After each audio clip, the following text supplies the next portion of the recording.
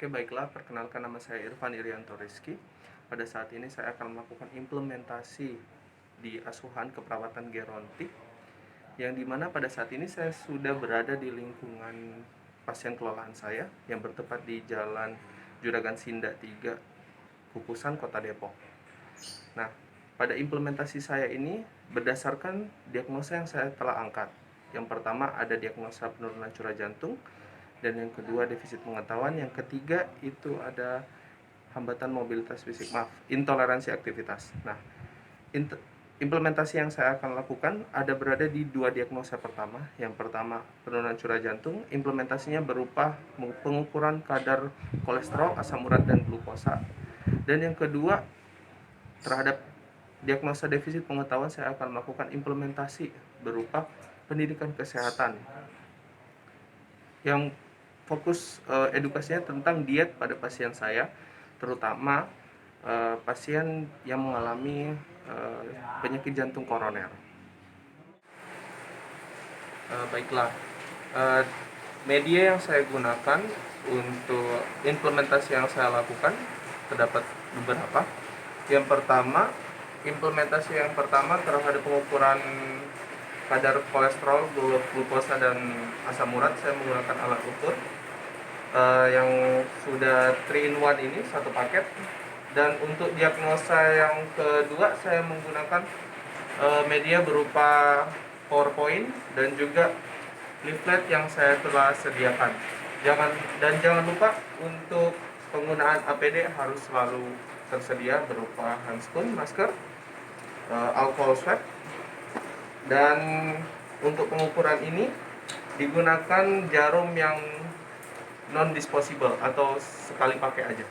Sebelum kita kontak dan melakukan implementasi, dan sesudah kita kontak nanti, kita seharusnya melakukan cuci tangan dulu.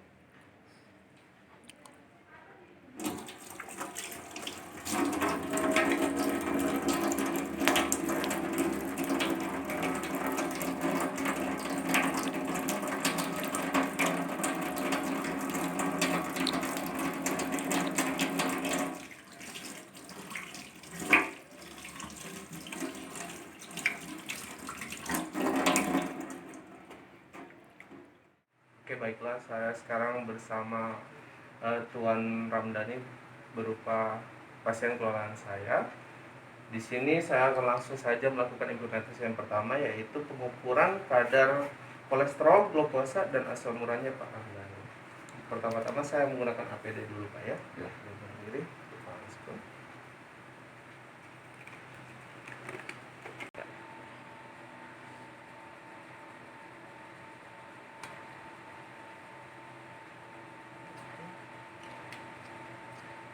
Bapak mau ukurannya yang berapa nih? Yang sedang aja, yang dalam. 1,5 aja.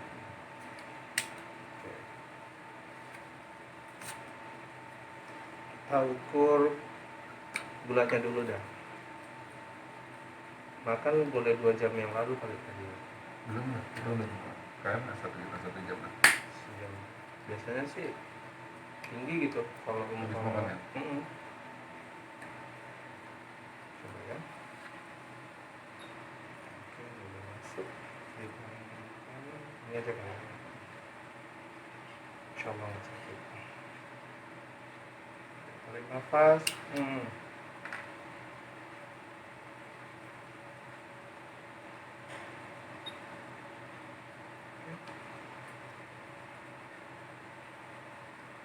Habis itu kita coba kolesterol. Gulanya 89. Bagus ya? Yang bagus. Padahal kita udah makan, Pak. Berarti bagus ya? Bagus, Pak. Glukosa bagus. Memang nggak ada keturunan juga kan? Nggak ya. Kolesterol biasanya ada. Sekarang asam urat yang pernah ada riwayat sampai sakit kaki kemarin kan?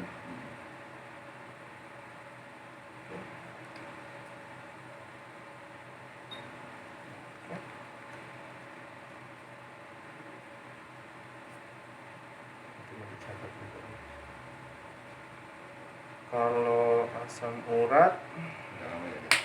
iya, yang paling lama sih kolesterol ya biasa. 10. asam urat dalam kadar 10,3 dan itu melampaui batas aslinya. 7 harusnya. 7 kalau laki-laki kan batasnya 7. Ini 10,3. Nanti saya catat itu Pak. Terus yang kolesterol. Oke. Sip lagi.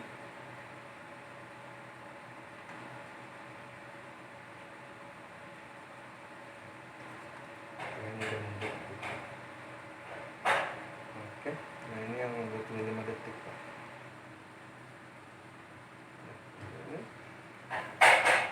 Untuk kolesterol semoga aja nggak tinggi Pak. Mudah-mudahan. Mudah-mudahan.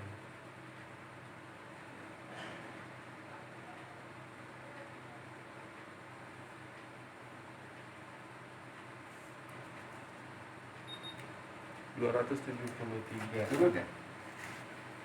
Tapi masih tinggi. Dalam batas normal. Dalam batas normal. Di atas batas normal 273. Ini 200 ya? 200 bagusnya. Nanti mungkin saya catat lagi semua. Jadi asam urat sama kolesterol yang dalam keadaan yang abnormal tinggi ya. Bisa dipengaruhi dengan pola makan benar. Seperti yang kemarin saya tanya ke Bapak kan masih suka nih santan-santan atau goreng-goreng. Tergantung masaknya. Tergantung yang masak. Mungkin Saya makan kalau yang namanya pola makan, saya dimasak apa juga saya makan. Saya di kantor aja kalau sekarang susah nih kan cari makan. Saya selalu bekal. Apa yang dibekalin pasti saya makan.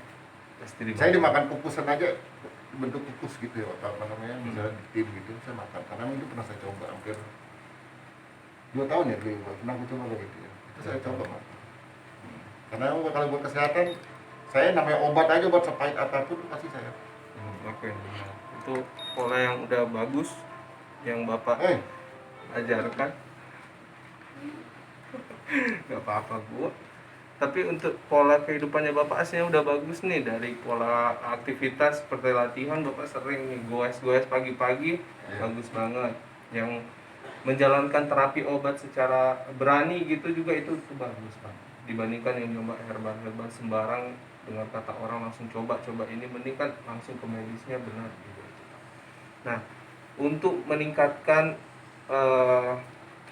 apa dalam kebutuhan Bapak itu yang masih saya lihat itu dari pola makan emang yang dari Bapak bilang tergantung juga makannya ya. Tergantung yang buat ya. Oke. Di sini saya telah sedia ini Pak nih ada leaflet dan juga ada PowerPoint tentang gimana sih diet itu terhadap orang yang telah didiagnosis penyakit jantung itu. Nah, kita langsung mulai aja. Mungkin ini bisa Bapak pegang ya. Ini leafletnya ini di sini udah tertera nih pada halaman yang pertama, daftar diet pada orang yang telah didiagnosis jantung. Mungkin Bapak bisa ketika Bapak kontrol ke ini ke poli jantung tiap 6 bulan yang sering Bapak lakukan itu di sini bisa Bapak isi nih. Ini sering berapa kali nih, pagi hari makannya berapa, siang hari makannya berapa, kalau malam hari makanannya berapa. Kalau ada buah, sayur diisi semua Pak. Itu bisa meningkatkan intervensi dokter nantinya. Ternyata Bapak penyakit jantungnya masih ada nih di sini. Mungkin akan diberikan terapi di situ. Nah, di sini juga ada nih tujuan apa sih diet yang bagus untuk Bapak gitu kan? Yang pertama, mengurangi beban kerja jantung yang pasti. Beban kerja jantung akan lebih ringan dengan diet yang bagus. Yang kedua juga menormalkan berat badan. Bapak sekarang dalam tanda kutip begah nggak badannya? Enggak. Kayak merasa berat nggak? Enggak sih. Enggak. Berarti dalam tentang badan yang bagus juga berarti ini ya. Memenuhi kebutuhan gizi yang pasti. Mengurangi cairan tubuh. Mengurangi dalam tanda kutip nih cairan-cairan yang dapat menyebabkan hipertensi. Yang kayak tadi juga kolesterol itu kan seperti cairan-cairan dalam tubuh yang tidak bagus kalau di atas normal kan Pak.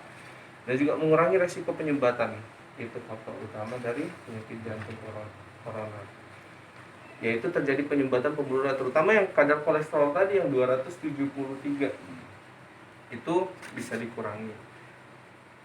Oke, lanjut. Apa sih syaratnya? Syaratnya yang pertama, energi cukup. Bapak jangan mentang-mentang ada jantung koroner kayak kemarin tuh langsung pantangan makan apa aja gitu, makanan yang kukus-kukus semua, makanan yang sehat-sehat semua, padahal lemak juga itu butuh dalam tubuh. Yang lebih tepatnya konsumsi yang seimbang mungkin ya. Terus nih, ada lemak 25-30% dari kebutuhan energi. Nanti kita bahas selanjutnya. Kolesterolnya harusnya rendah. Di sini tadi saya mengukur bahwa 273. Perlu diperhatikan lagi berarti tingkat kolesterolnya. Vitamin dan mineral yang cukup. Vitamin seperti apa? Mungkin Bapak pernah minum vitamin yang Calviplex mungkin ya kemarin, yang warna kuning. Saya ini malah jarang saya minum. Saya di kantor setiap itu kan saya juga ada. Oh, ada juga. Pizza itu yang saya konsumsi. Vitamin C itu yang minum. Vitamin C. Itu yang saya rutin sih saya minum. Kalau minum mineral seperti air putih. Itu iya. Kalau itu saya rutin. Pagi saya pasti segelas bangun tidur pasti segelas air hangat, gelas yang besar. Terus mau tidur juga saya coba usahakan minum segelas besar air hangat. Nah, di sini juga hindari suplemen kalium, kalsium dan magnesium. Seperti apa? Suplemen kalsium itu yang meningkatkan kinerja jantung. Hemaviton. Nah, juga bagus ya? Gak bagus untuk kerja jantung. Seperti apa juga Kukubima energi, jangan terlalu sering. Mungkin gini kali, dampak dari sekarang ya, dulu karena saya sering aktivitas olahraga saya kan kuat ya. Saya bilang saya maniak olahraga dulu. Kadang-kadang saya dulu itu suka minum yang sifatnya menambah stamina. Kayak Hemaviton. Itu hampir yang nggak rutin sih, seminggu tuh bisa sampai 3-4 kali saya minum.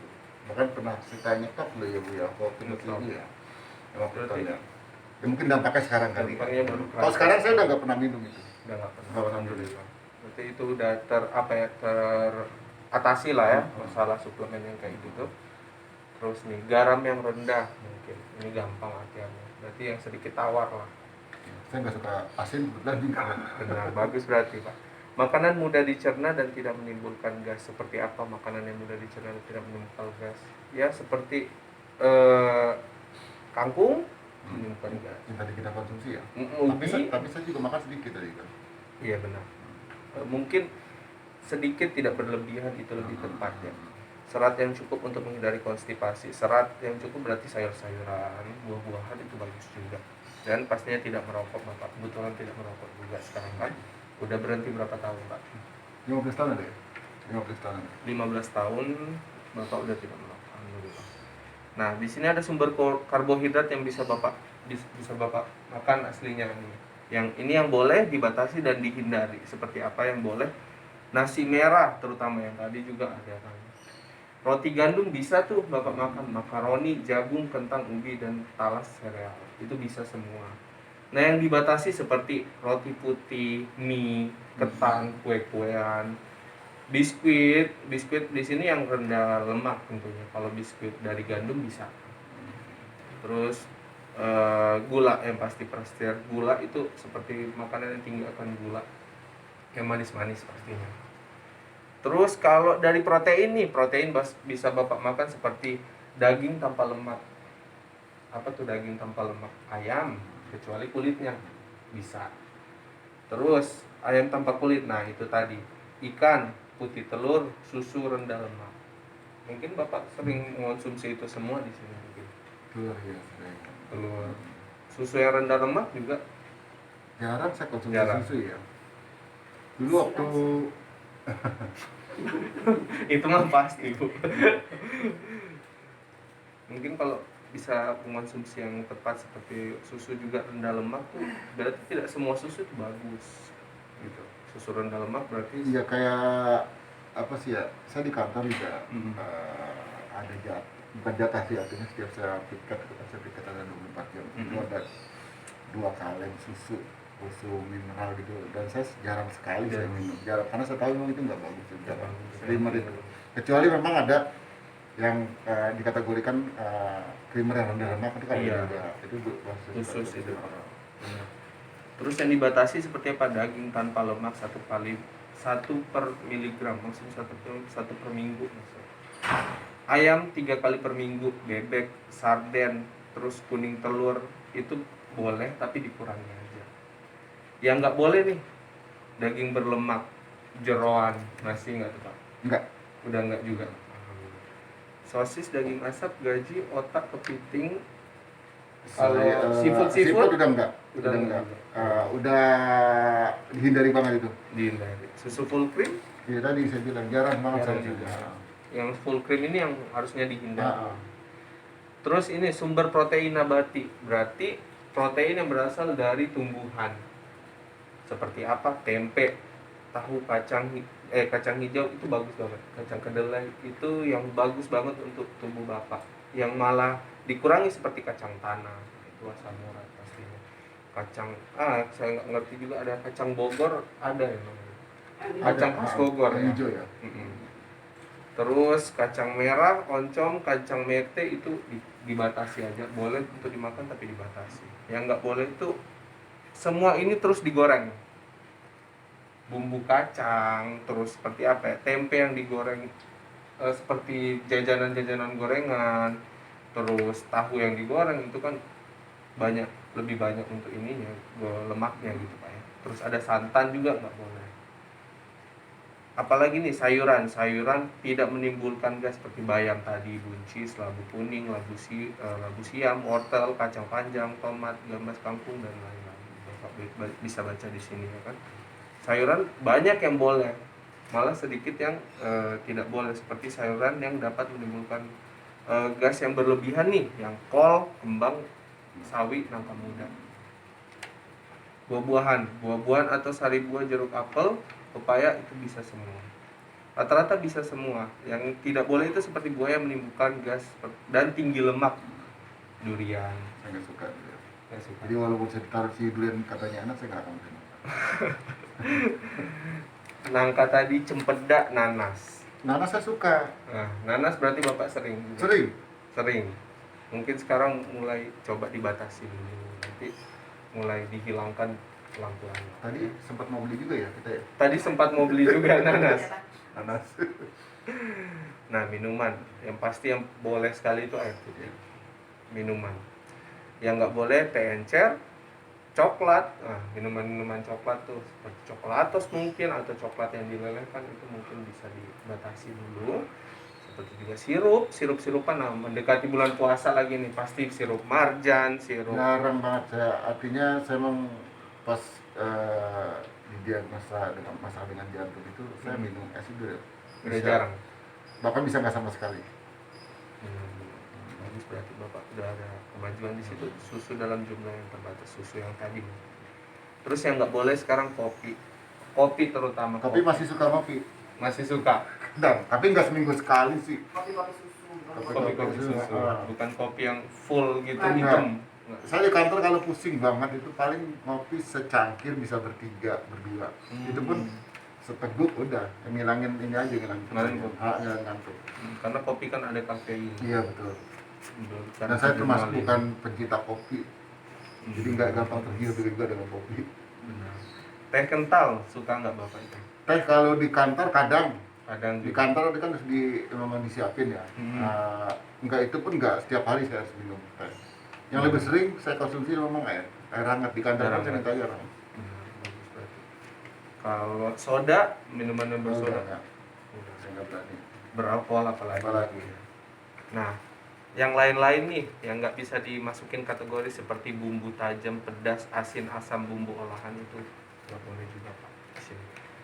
Mungkin dalam tanda kutip apa ya, beli gorengan-gorengan yang asin-asin gitu, bumbu-bumbunya itu nggak bagus untuk tubuh kita. Mungkin dari ibunya juga masak nanti bisa ditelaah atau pilih dulu. Ada yang berbumbu tajam gitu, beli bumbu tajam yang maksudnya jadi gitu bumbu jadi mungkin bisa ditelaah dulu ini bagus atau enggak gitu. Bumbu olahan emang asli dari bumbunya, tumbuhannya apa kimia dari pabrik, itu juga nggak bagus ya. Bisa ditelaah mungkin nanti Bu ya. Oke. Di sini udah selesai sih. Tinggal di leaflet ini mungkin Bapak bisa baca-baca juga tentang rangkuman yang tadi, dan Bapak bisa oh berapa potong nih pagi, terus siangnya berapa berapa Ini nasi? isinya nggak sekarang kan? Enggak, bebas. Bebas ya. Nanti mungkin bapak kalau mau ukur mau Untuk kontrol aja ya. kontrol dia? per 6 bulan. 6 bulan ya. Ya, karena saya juga berdasarkan Kemenkes Direktorat Gizi Masyarakat datanya ini. Jadi emang rata-rata orang yang pergi ke puskesmas atau pergi ke Poljan tuh bawa ini aslinya. Data-data ini yang mereka makan tiap harinya gitu. Oke. Sekarang saya ingin tanya dulu sayuran yang nggak bagus untuk bapak nih. Seperti apa, saya tutup dulu. Sayuran yang nggak bagus yang telah dijelaskan tadi, yang mungkin bapak harus batasi atau hindari. Sayuran tadi, Kol. kol, Ya kan? apa lagi yang bisa di ini? Itu termasuk kangkung ya. Kangkung mungkin Yang memiliki gas dibatasi. uh, Ini loh pak, yang bisa dibuat buah, bisa dibuat sayur juga. salad itu ya, sawi ya. Nangka. Nangka.